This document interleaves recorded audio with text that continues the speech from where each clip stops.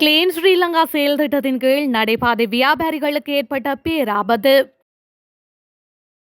தமிழர் பகுதியில் பாரிய மோசடி, அதிரடி நடவடிக்கைக்கு தயாராகும் அனுர அரசு.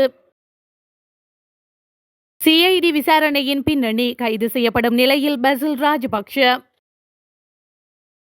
இலங்கையில் பயங்கரவாத தாக்குதலுக்கான சாத்தியம் தொடர்வதாக பிரித்தானியா எச்சரிக்கை. 2 நாடுகளிடம் கப்பம் கோரிய முன்னாள் அமைச்சர்கள், இலங்கைக்கு ஏற்பட்ட பேரிழப்பு. வெளிநாடுகளில் பதுங்கி வாழும் குற்றவாளிகளுக்கு பேரிடி, அனுர ஆட்சியில் எடுக்கப்பட்டுள்ள அதிரடி நடவடிக்கை. கடற்படை அதிகாரியாக இருந்த ஜோசித ராஜபக்ஷ எவ்வாறு சொத்துக்களை சேகரித்தார் என்பது குறித்து விசாரிப்பதற்காகவே அவர் குற்றப்புலனாய்வு திணைக்களத்திற்கு அழைக்கப்பட்டார் என தேசிய மக்கள் சக்தியின் ஆதரவாளர் ஐன்ஸ்டீன் தெரிவித்துள்ளார். அத்துடன் முன்னாள் அமைச்சர் பசில் ராஜபக்ஷ ஊழல் குற்றச்சாட்டிற்காக கைது செய்யப்படலாம் எனவும் அவர் குறிப்பிட்டுள்ளார். கதிர்காமத்தில் உள்ள ஜோசித ராஜபக்ஷவிற்கு சொந்தமான காணியொன்றின் உரிமம் தொடர்பாக விசாரணை நடாத்துவதற்காகவே ஜோசித குற்றப்புலனாய்வு திணைக்களத்திற்கு அழைக்கப்பட்டிருந்தார். இவ்வாறான ஊழல் குற்றச்சாட்டுகளை விசாரித்து உரிய நடவடிக்கைகளை எடுப்பதற்காகவே தூய்மையான இலங்கை வேலை திட்டம் ஆரம்பிக்கப்பட்டுள்ளதாக ஐன்ஸ்டீன் சுட்டிக்காட்டியுள்ளார். மேலும் இலங்கையில் இருந்து சொத்துக்கள் சட்டவிரோதமாக வெளிநாடுகளுக்கு கொண்டு செல்லப்பட்டிருந்தால் அவற்றை மீளப் பெறுவதற்கு அமெரிக்கா உதவவுள்ளதாகவும் அவர் குறிப்பிட்டுள்ளார். இலங்கையில் பயங்கரவாத தாக்குதல் ஒன்றுக்கான சாத்தியம் தொடர்ந்திருப்பதாக பிரித்தானியா அதன் பிரஜைகளுக்கு எச்சரிக்கை விடுத்துள்ளது. வெளிநாடுகளில் சுற்றுப்பயணம் மேற்கொள்ளும் பிரிட்டன் பிரஜைகளுக்கு அந்தந்த நாடுகளில் நிலவும் பாதுகாப்பு மற்றும் ஆபத்தான நிலைமைகள் குறித்து பிரிட்டனின் வெளியுறவு, பொதுநலவாய மற்றும் அபிவிருத்தி நிறுவனம் அடிக்கடி பயண ஆலோசனைகளை வழங்குவது வழக்கமாகும். அந்த வகையில் இலங்கையில் பயங்கரவாத தாக்குதல் ஒன்றுக்கான சாத்தியம் இருப்பதாக கடந்த ஆண்டின் இறுதிப் பகுதியில் அமெரிக்கா மற்றும் பிரிட்டன் என்பன எச்சரிக்கை விடுத்திருந்தன. இந்த நிலையில் புத்தாண்டில் குறித்த எச்சரிக்கையை புதுப்பித்துள்ள பிரிட்டன், இலங்கையில் பயங்கரவாத தாக்குதல்களுக்கான சாத்தியம் இன்னும் தொடர்ந்திருப்பதாக சுட்டிக்காட்டியுள்ளது. இம்முறை ஜூது அல்லது முஸ்லிம் சமூகத்தவர்களை இலக்கு வைத்தே அவ்வாறான தாக்குதல் இடம்பெறலாம் என்றும் குறித்த அறிக்கையில் தெரிவிக்கப்பட்டுள்ளது. அரசாங்கத்தின் கிளீன் ஸ்ரீலங்கா செயல் திட்டத்தின் கீழ் நடைபாதை வியாபாரிகளுக்கு எதிராக நடவடிக்கைகள் முன்னெடுக்கப்படுவதாக குற்றம் சாட்டப்பட்டுள்ளது.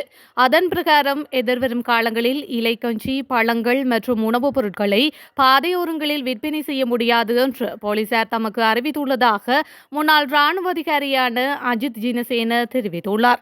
அதுருகிரிய பிரதேசத்தில் நடைபாதை வியாபாரத்தில் ஈடுபட்ட ஒருவர் போலீசாரினால் கைது செய்யப்பட்டு கிளீன் ஸ்ரீலங்கா செயல் திட்டத்தை சீர்குலைப்பதாக அவருக்கு எதிராக வழக்கு தாக்கல் தொடுக்கப்பட்டுள்ளதாகவும் அவர் குறிப்பிட்டுள்ளார்.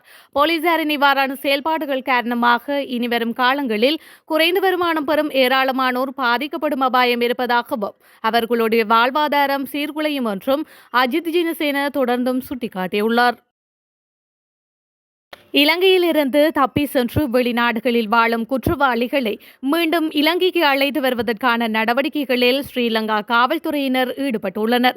குற்ற செயல்களை கட்டுப்படுத்தும் நடவடிக்கையாக வெளிநாடுகளில் வாழும் குற்றவாளிகளை இலங்கைக்கு அழைத்து வருவதற்கான நடவடிக்கைகளில் காவல்துறையினர் ஈடுபட்டுள்ளதாக புதிதாக நியமிக்கப்பட்டுள்ள காவல்துறை ஊடக பேச்சாளர் KP மனதுங்க தெரிவித்துள்ளார்.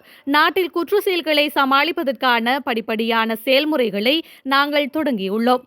வெளிநாடுகளில் இருக்கும் குற்றவாளிகளை மீட்கும் நடவடிக்கையில் ஈடுபட்டுள்ளோம். இதற்காக சிவப்பு அறிவிப்புகளை வெளியிடுவதற்கும் இருதரப்பு ஒப்பந்தங்களை பயன்படுத்துவதற்கும் நாங்கள் நடவடிக்கை எடுத்து வருகின்றோம் என கொழும்பில் வெள்ளிக்கிழமை ஊடகவியலாளர் சந்திப்பில் கலந்து கொண்ட அவர் இதனை தெரிவித்துள்ளார்.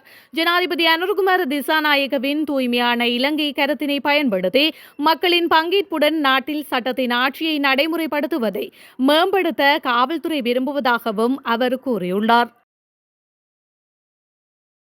கடந்த அரசாங்கங்களின் ஆட்சியின் போது நாட்டிற்கு வந்த தென்கொரிய, ஆஸ்திரேலிய முதலீட்டாளர்களிடம் முன்னாள் அமைச்சர்கள் கப்பம் கோரியதால் தமது முதலீடுகளை கைவிட்டதாக நாட்டில் உள்ள தென்கொரிய மற்றும் ஆஸ்திரேலிய தூதுவர்கள் வெளிவிவகார அமைச்சர் விஜித ஹேரத்திடம் உத்தியோகபூர்வமாக முறையிட்டுள்ளனர். இவ்வாறு அவர்கள் கப்பம் கோரியதால் இலங்கைக்கான முதலீடுகளை இந்தியா மற்றும் வியட்நாமுக்கு கொண்டு சென்றதாகவும் அவர்கள் குறிப்பிட்டுள்ளனர். அண்மையில் வெளிவிவகார அமைச்சர் விஜித ஹேரத்தை சந்தித்த தென்கொரிய தூதுவர் மியோன்லி மற்றும் ஆஸ்திரேலிய உயர்ஸ்தானிகர் பால் ஸ்டீவன் ஆகியோர் இந்த முறைப்பாடுகளை முன்வைத்துள்ளனர். இங்கு தென்கொரிய தூதுவர் மேலும் கூறுகையில், முத்துராஜ் விலையிலிருந்து கட்டுநாயக்க விமான நிலையத்திற்கு குழாய் மூலம் எரிபொருளை கொண்டு செல்வதற்காக அழைக்கப்பட்ட திறந்த விண்ணப்பம் கோரலை தனது நாட்டை சேர்ந்த முதலீட்டாளர் வென்றதாகவும், ஆனால் தெரியாத காரணத்தினால் திட்டத்தை செயல்படுத்த அனுமதி வழங்கப்படவில்லை எனவும் குறிப்பிட்டுள்ளார்.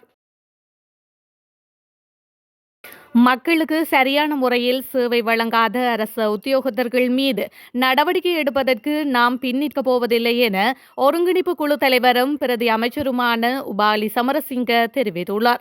எனவே அரசு உத்தியோகத்தர்கள் மக்களுடன் அன்பாக நடந்து கொண்டு அவர்களுக்கு உரிய நேரத்தில் சிறப்பான முறையில் சேவையை வழங்க வேண்டும் எனவும் அவர் வலியுறுத்தியுள்ளார். மன்னார் பிரதேச செயலகத்தில் நேற்றைய தினம் இடம்பெற்ற பிரதேச ஒருங்கிணைப்பு குழு கூட்டத்தில் கருத்து வெளியிடுகையில் அவர் இதனை குறிப்பிட்டுள்ளார்.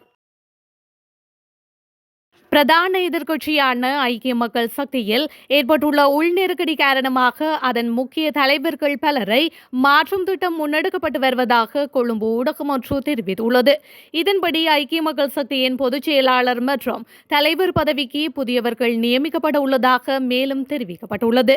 ஆனால் இந்த விவகாரம் குறித்து அக்கட்சியில் உள்ள சிரேஷ்ட உறுப்பினர்கள் எதிர்ப்பு தெரிவித்துள்ளதாகவும் தெரிகின்றது. குறிப்பாக சமீப காலமாக கட்சியின் தலைவர் இம்தியாஸ் பாக்கீர் வாக்கார் புறக்கணிக்கப்பட்டு தேசிய பட்டியலுக்கு இளையவர் ஒருவர் நியமிக்கப்பட்டதை அடுத்து நெருக்கடி மேலும் மோசமடைந்துள்ளது. கட்சியின் உள்விவகாரங்களை நிர்வகிக்கும் மூன்றாவது சக்திக்கு கடும் எதிர்ப்பு கிளம்பியுள்ளதாகவும் கூறப்படுகின்றது. கட்சி ஸ்தாபிக்கப்பட்ட பின்னர் எதிர்கொண்ட 4 பிரதான தேர்தல்களிலும் படுதோல்வியடைந்துள்ளமை எம்பிக்களுக்கு பெரும் ஏமாற்றத்தை ஏற்படுத்தியுள்ளதாகவும் கூறப்படுகின்றது. ஜனாதிபதி அனுரகுமார திசாநாயக்க எதிர்வரும் 13ஆம் திகதி முதல் 17ஆம் திகதி வரை சீனாவுக்கான விஜயத்தை மேற்கொள்ள உள்ளதாக தகவல்கள் தெரிவிக்கின்றன. ஜனாதிபதியாக பதவியேற்ற பின்னர் அவர் மேற்கொள்ளும் 2வது வெளிநாட்டு விஜயம் இதுவாகும். பயணத்தின் போது அவர் சீன ஜனாதிபதி ஜி ஜின்பிங் மற்றும் பிரதமர் லீ கியாங் ஆகியோரை சந்தித்து பேசுகின்றார். ஜனாதிபதியாக பதவியேற்ற பின்னர் கடந்த டிசம்பர் 15ஆம் திகதி 3 நாள் அரசு முறை பயணமாக முதலில் இந்தியாவிற்கு சென்றிருந்தார் அனுரகுமார திசாநாயக்க. அங்கு அவர் இந்திய நிதியமைச்சர், வெளிவிவகார அமைச்சர் மற்றும் பிரதமர் நரேந்திர மோடி ஆகியோருடன் பேச்சுவார்த்தைகளை நடத்தியிருந்தமையும் குறிப்பிடத்தக்கது.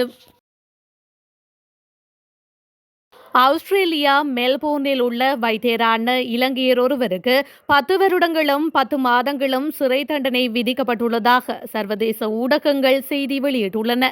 இந்த நிலையில் 52 வயதான தோல் நிபுணரான வைத்தியர் பிரதீப் திசாநாயக்க என்பவருக்கு இவ்வாறு சிறை தண்டனை வழங்கப்பட்டுள்ளது. சம்பவம் தொடர்பில் மேலும் தெரிய வருகையில் 2 சிறுவர்களை தகாத முறைக்குட்படுத்திய குற்றச்சாட்டில் 52 வயதான பிரதீப் திசாநாயக்கவிற்கு 10 வருடங்களும் 10 மாதங்களும் சிறை தண்டனை விதிக்கப்பட்டுள்ளது. கடந்த 2017ஆம் ஆண்டு இலங்கைக்கு விஜயம் செய்து மீண்டும் ஆஸ்திரேலியா திரும்பிய நிலையில் மதங்களை அடிப்படையாக கொண்டு பிரசங்க நடவடிக்கைகளை முன்னெடுத்துள்ளார். இந்த நிலையில் பிரதீப் திசாநாயக்க 5 தடவைகள் ஒரு சிறுமியை தகாத முறைக்கு உட்படுத்தியதாகவும் 16 வயதிற்குட்பட்ட மற்றொரு சிறுமியை 2 முறை தகாத முறைக்கு உட்படுத்தியதாகவும் குற்றம் சாட்டப்பட்டுள்ளது. பிரதீப் திசாநாயக்க அனைத்து குற்றங்களையும் நீதிமன்றில் ஏற்றுக்கொண்டுள்ள நிலையில் அவருக்கு 10 வருட சிறை தண்டனை விதிக்கப்பட்டுள்ளமையும் குறிப்பிடத்தக்கது.